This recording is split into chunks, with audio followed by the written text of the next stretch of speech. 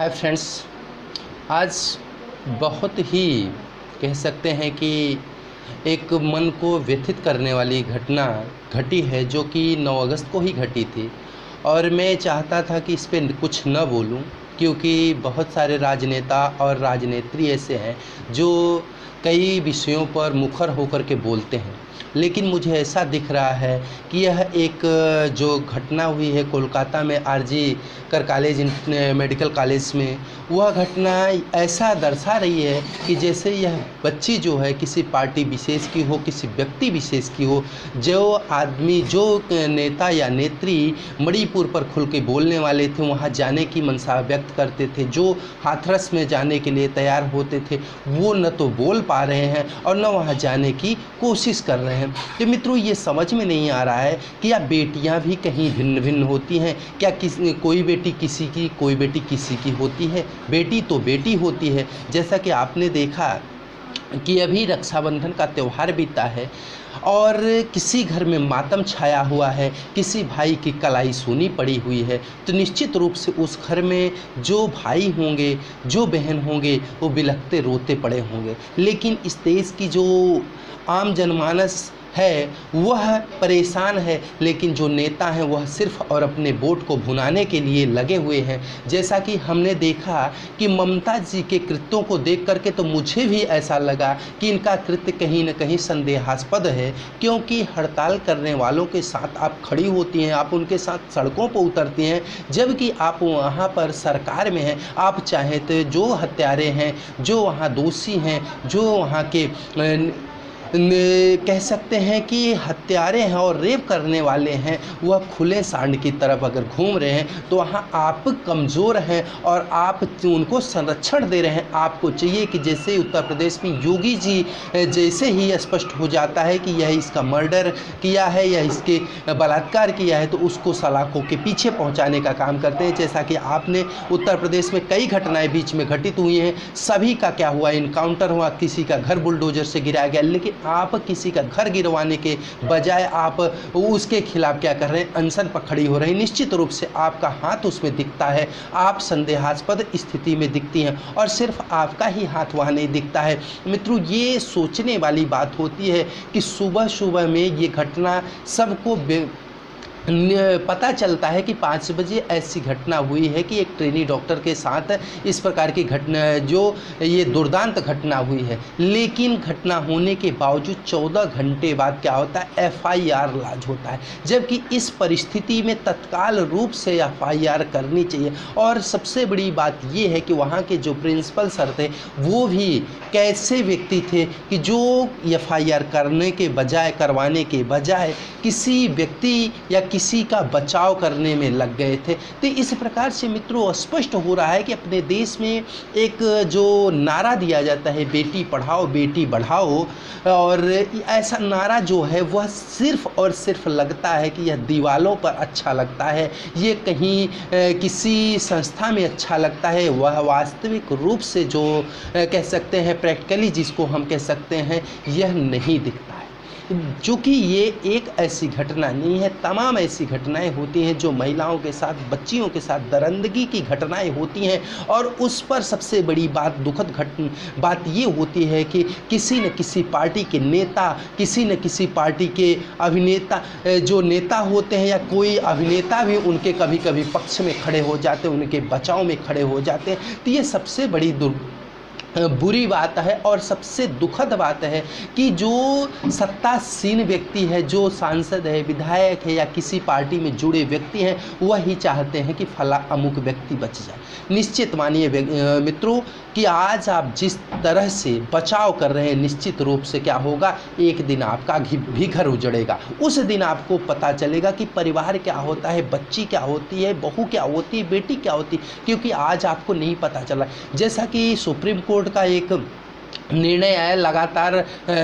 Doctors क्या थे, हड़ताल पे थे और उनको कहा जा रहा था कि आप हड़ताल छोड़िए, और वो उनका हड़ताल जायज़ भी है, उनके लिए किसी प्रकार का प्रोटेक्शन नहीं है, वो आपके लिए दिन रात करके मेहनत करके जगते हैं और आपकी दवा में आपके लिए दुआ करते हैं। अगर माना जाए तो भगवान के बाद डॉक्टर ही एक भगवान होते हैं, जो मरीज़ के लिए यथासंभव हर प्रयास करते हैं बचाने के लिए, लेकिन उनकी भी सुरक्षा व्यवस्था देश की सरकार नहीं कर पा रही है, प्रदेश की सरकार नहीं कर पा रही, तो निश्चित रूप से यह दुखद है। उसके बाद सुप्रीम कोर्ट संज्ञान लेता है, सुप्रीम कोर्ट तमाम चीज़ें सवाल करता है। सबसे बड़ा सवाल तो ये होता है कि मॉर्निंग में 5 बजे जब पता चलता है कि ये जानकारी मिल जाती है कि मृत्यु हुई, रेप हुआ, और तो फिर 14 घंटे बाद इनका 11:45 पे क्यों वहाँ पर FIR लॉन्च होता है। नंबर 2 पे अननेचुरल डेथ रिपोर्ट दर्ज कराए बिना ही क्यों वहाँ पोस्टमार्टम कराया जाता है। उसके बाद पिछले वहाँ के जो सरकार में पुलिस हैं उनको भी क्या कहा जाएगा, SC के द्वारा फटकार लगाई गई और यह कड़ी निंदा की गई कि ऐसे पिछले 30 सालों में ऐसा नहीं हुआ है। आपकी स्थिति जो है वह स्पष्ट नहीं है, आपकी स्थिति किसी दोषी के पक्ष में दिखती है, न कि निर्दोष के पक्ष में दिखती है, अर्थात आप संदेहास्पद की स्थिति में दिखते हैं। नंबर 4 में कहा जाए तो वहाँ की जो महिला ASP थी उनकी भी स्थिति जो थी वह संदेहास्पद दिखती है, ऐसा सुप्रीम कोर्ट ने कहा है। मित्रों, उसके अलावा कोलकाता सरकार से भी उसने सवाल किया कि FIR में 14 घंटे की देरी क्यों।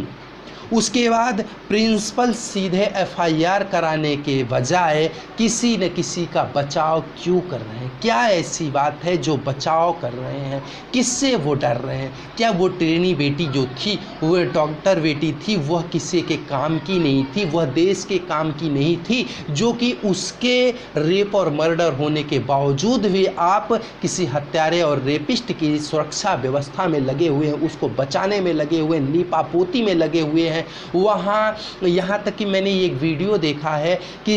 यूट्यूब के माध्यम से कि जिसमें उसके परिजन ये बिलख बिलख के रो करके कह रहे हैं कि मैं वहाँ पे गई और मुझे 3 से 3.5-4 घंटे तक खड़ा किया गया, और उसके बाद जा कर के वहाँ में जब उसका पिता जाता है बच्ची का ट्रेनी डॉक्टर का, तो वहाँ पे देखते हैं, वीडियो बना के लाते हैं और देखते हैं कि अर्धनग्न अवस्था में उनकी बच्ची पड़ी होती है, और किस अवस्था में पड़ी होती है, विलक विलक करके वो रो रहे हैं कि, और ये स्थिति देख करके ये कह सकते हैं कि हृदय विदारक घटना जो हुई है, हृदय विदारक उनके रोने की चीख जो है वह क्यों नहीं सुनाई देती। सबसे बड़ी बात ये है कि राज्यसभा में उपराष्ट्रपति की टोन आपको बुरी लग जाती है, उपराष्ट्रपति की टोन आपको क्या है, खरी खोटी सुनाने को तैयार हो जाती है, लेकिन क्या उस बेटी की चीख पुकार आपको सुनाई नहीं देती। उस समय आपके मुंह में ताले लग जाते हैं, आप बोल नहीं पाते हैं, आप अपने लिए तो खड़े होते हैं, आप ये कहती हैं क्या बेटियां पति के ही नाम पे रहेंगी, उनका कोई वर्चस्व नहीं। तो एक बेटी वहाँ पड़ी हुई है, इस स्थिति में उसके परिजन परेशान है, क्या वहाँ आपको बोलने की हिम्मत नहीं है, साहस नहीं है, क्यों अपने आप पार्टी को बचाना चाहते हैं। दूसरी बात कहते हैं कि ऐसे बहुत नेता हैं जो हाथरस में जाने के लिए बहुत तैयार हुआ करती थी। यहाँ की जो कह सकते हैं बड़ी पार्टी की इस समय बहुत बड़ी लीडर मानी जाती हैं, वो भी बहुत ज़्यादा वहाँ उत्साहित थी जाने को। क्या वहाँ जा कर के कोलकाता में उस परिजनों से मिली। ऐसे बहुत उत्तर प्रदेश के भी बड़े नेता हैं जो कहीं ऐसे कुछ कांड हो जाता है तो वहाँ पर किसी सरकार को दोषी ठहराने के लिए अपना एक आंदोलन छेड़ देते हैं। क्या उस बेटी के लिए किसी के मुख से कुछ निकल रहा है, क्या उन रेपिस्टों की क्या किसी प्रकार की निंदा की जा रही है आपके द्वारा। तो ये दिख रहा है, जो आपका दोहरापन दिखता है, निश्चित रूप से यह बहुत दिनों तक चलने वाला नहीं है। आप अगर किसी के बेटी के नहीं हुए तो निश्चित रूप से आप अपनी बेटी के भी नहीं होंगे, क्योंकि जो दरिंदा होगा, जो रेपिस्ट होगा, वह किसी दिन दूसरे को अगर छेड़ रहा है, अगर दूसरा नहीं मिलेगा, निश्चित रूप से आपके घर में सेंध मारेगा और आप उस दिन जब बिलखेंगे शायद आपके आंसू पोंछने के लिए कोई खड़ा नहीं होगा। मित्रों, जैसा कि मैं एक फिल्म देखा हूँ, उसमें क्या होता है कि ये वकील साहब गुंडे मवालियों का केस लड़ते हैं और उनको जो गलत काम किया भी रहता है उसको भी बचाने में माहिर होते हैं और बचा लेते हैं। लेकिन एक दिन क्या होता है, जब उनकी पत्नी खुद एक जगह घूमने के लिए जाते हैं, उनकी पत्नी और बच्ची, और वो किसी कारणवश नहीं जा पाते हैं और बीच में उनकी गाड़ी ख़राब होती है। और फिर क्या होता है, ड्राइवर किसी दूसरे के साथ चला जाता है गाड़ी के पार्ट्स लेने के लिए, और बीच में क्या होता है, कुछ दरिंदे आते हैं, उनके पत्नी के साथ और बच्ची के साथ रेप करते हैं और उनको मार देते हैं। फिर बाद में वकील साहब रास्ते से जाते हैं, देखते हैं स्थिति को, और फिर वहाँ जब देखते हैं अपनी पत्नी और बच्ची को मरा हुआ तो आकर के देखते हैं। और फिर उस दिन उनको ये पता चलता है कि काश मैं इन गुंडों और दरिंदों को जेल से नहीं निकाला होता, सलाखों के पीछे से इनको आगे नहीं किया होता, तो शायद ये मेरी बच्ची और मेरी पत्नी जो है यह भी सुरक्षित होती। तो मित्रों, क्या है, बुरे कर्म का बुरा नतीजा ना मानो तो कर देखो, जिसने जिसने बुरा किया है उसका उसका घर देखो। तो मित्रों, ये निश्चित रूप से है कि अगर आप किसी का, दरिंदे का और गुंडे का, मवाली का बचाव कर रहे हैं तो निश्चित रूप से आपका किसी न किसी दिन बुरा होगा। और उस दिन जब आपके साथ बुरा होगा, आपकी पत्नी, आपकी बेटी, आपकी बहू के साथ ऐसी छेड़खानी होगी, तो शायद आपका आंसू पोंछने वाला कोई नहीं मिलेगा और आप दिल दिल में ही कुढ़ेंगे और दिल दिल में ही रोएंगे कि काश मैं अगर इनका, दरिंदों का साथ न दिया होता तो आज मेरे साथ नहीं होता। मित्रों, ये बता दूं, बुरे लोग किसी के नहीं होते हैं, वह सिर्फ और सिर्फ अपने सोच में होते हैं। अगर वो किसी का होते तो निश्चित रूप से उनके मन में ये ममत्व होता। आज जो 5-5 साल, 4-4, 3-3 साल के बच्चियों के साथ बलात्कार होते, ऐसे नहीं होते। उनकी मानसिकता ही इतनी बिगड़ चुकी है कि उनको सुधारा नहीं जा सकता, उनको सिर्फ और सिर्फ दंडित किया जा सकता है। और मैं माननीय उच्च न्यायालय से भी, सर्वोच्च न्यायालय से भी प्रार्थना करूँगा कि इस प्रकार के कृत्य करने वालों को तत्काल रूप से ऐसी सजा दी जाए जो मिसाल बन जाए और दूसरे लोग करने के पहले 1000 बार सोचे। जो ये तारीख पे तारीख लगती है, जो ये होता है सलाखों के पीछे जाने के बाद जमानत पे बाहर आने की प्रक्रिया जो चल रही, इस प्रक्रिया को, लचीला जो प्रक्रिया है, इसको और कठोर बनाना चाहिए। इतना कठोर बना देना चाहिए कि जिससे ये सारे लोग सलाखों के पीछे ही रहें और ये जो दुर्दांत अपराधी हैं, जो दरिंदे हैं, इनकी जगह सिर्फ और सिर्फ सलाखों के पीछे है, न कि खुले आसमान के नीचे रहने के योग्य हैं ये, और न ही कह सकते हैं कि ये किसी समाज या सोसाइटी में रहने के योग्य हैं। मित्रों, निश्चित रूप से ऐसे दरिंदों के